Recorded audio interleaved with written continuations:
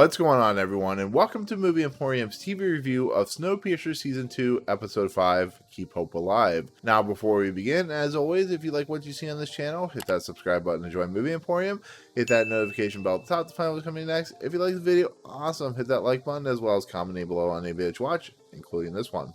Okay, Keep Hope Alive was very much a filler episode that had some interesting moments. The last couple episodes have truly kind of shown how good Jennifer Connelly has been for the series, because without her, the series is starting to fall apart. And it didn't take long, which I was not expecting. I expected Daveed Diggs and, you know, all these characters like Sean Bean and Mickey Sumner and so on and so forth, Sheila Van, to basically keep this series going as Jennifer Connelly disappears for a couple episodes. She'll be in the next episode, thank God. But what we're seeing is Sean Bean's Wilford character basically playing his chess pieces, and the Snowpiercer being a bunch of idiots. Basically, they don't realize what he's doing. It doesn't seem like they know what he's doing. Maybe they do. Maybe they're playing their own game, because this episode is clearly Wilford hiding something under his sleeve, the ace under his sleeve, and he uses it to full effect at the very end of the episode when he convinces Audrey to basically stay with him. You know, something's going to happen, and something truly does happen at the end of this episode. And it's basically a filler episode in the sense that there's a lot of, you know, the normal operation stuff. But of course we have, like, you know, they're planning something to keep eye on Wilford. Like, they sent Audrey in for a second time to switch out the cabling so that they can listen to Wilford, see what he's planning, all that stuff, which makes a lot of sense. But once again, it's just another episode where it just kind of shows Audrey in this really kind of not so great light, and you feel bad for her, but you know she's trying to do good for the Snowpiercer training system, trying to keep them in, you know, in the loop. But the fact that she goes back and the fact that she stays with Wilford at the end of the episode is a little disconcerting to me, to be fairly honest, because Audrey's one of those characters that has gone from just kind of a just in the background type of character that has a major part to now being kind of like the main crux, I guess you could say, of Wilford and the whole entire Snowpiercer. It was just a really weird moment where she goes and they have dinner and he talks to her, and Wilford is very much a sleazy scumbag. I keep saying it, but he's like a particular person that we know from politics, and he like puts his hand on her leg, and it's really uncomfortable and really kind of sad and disgusting. And the fact that she falls for it, the fact that he's that manipulative is really kind of scary, to be fairly honest. The fact that he is willing to kind of deceive people, because he's starting to show his true colors, to be fairly honest. And to watch Audrey just kind of go for it it makes her character a little scarred in a lot of ways. I'm just like, you're writing her into a corner. Is she gonna survive this season? I have no idea, but maybe she's gonna get her vengeance on Wilford. I don't know. It's really weird. So when it comes to a second season, it's starting to fall into the pits and traps of the second season, where we're getting plots and storylines that just don't really kind of lean too much. They're very, very boring storylines, and they have their conclusions, which don't really have much payoff. And that's the problem with LJ and John's roles in this season so far, is they're kind of background characters now. Yes, LJ in the last episode had kind of a young kid type moment, but we have Stephen Ogg, who's playing Pike, you know, the guy from Grand Theft Auto 5. And we have Shaun Toub, who is playing Terrence. And there's been a running storyline that has been well written, well directed, and so on and so forth, where Pike is basically running drugs, weed, and all that kind of stuff. And as the series moves along, he's been kind of gaining more and more notoriety. And Terrence basically uses, I guess, I'm really confused, uses LJ and John to basically beat the hell out of Pike. And Pike actually, they bust his head open and stuff like that. He has to get Andre uses the nail gun or the staple gun to staple his head shut. And this whole running thing it doesn't need to be here. It really is the only reason that is even here is to give Terrence something to do, is to give Pike something to do, is to give LJ and John something to do. And as much as I like their characters in the first season, there's nothing here for them. Like, you might as well just throw them out in the snow and the ice and just be done with their characters, because if this is where LJ's character, which I really loved in the first season, is going to go, and she had her moment in the last episode with, of course, Alex, I just, I don't know. I'm just really bothered by what they're doing with these characters. In the end, Pike basically makes a couple shivs, and he gives one of the shivs to Terrence, and they fight each other while everybody walks out of the room. And basically, Pike gets the upper hand and uses, I want to say, like a foam gun or something like that, or some kind of weapon, and basically kills Terrence with this foam device. And I'm like, okay, so Terrence, who really wasn't like a huge character, I guess we're going to kill him off and be done with him. But if we know anything about the series, they'll probably bring him back by, somehow resurrecting him, saying, oh, they were able to scoop out the foam out of his mouth. But it kind of like shooting out of his eyes, which is a cool little thing. But I don't know, that whole segment, I think it's starting to show the unraveling of Snowpiercer, I guess. I don't know. Andre Layton's starting to lose his grasp on Snowpiercer a little bit. And it's just because he's so kind of just there. He's just there. He's not really, oh my God, this episode is just so frustrating because there's no real movement outside of Wilford's character. It's, a bunch of characters who haven't learned the fourth or fifth time they've tried to take on a bad guy.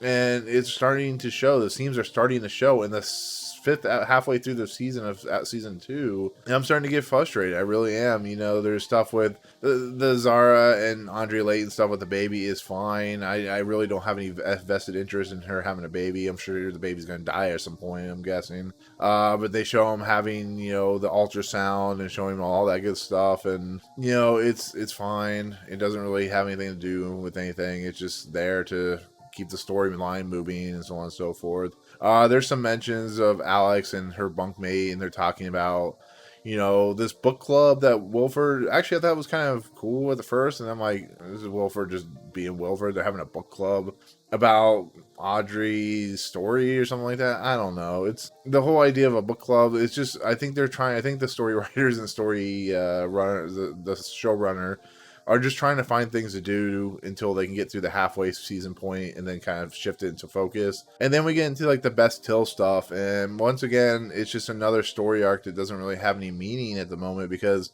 once again, it's another character that had a lot of focus in the first season, but here she's been promoted to head detective.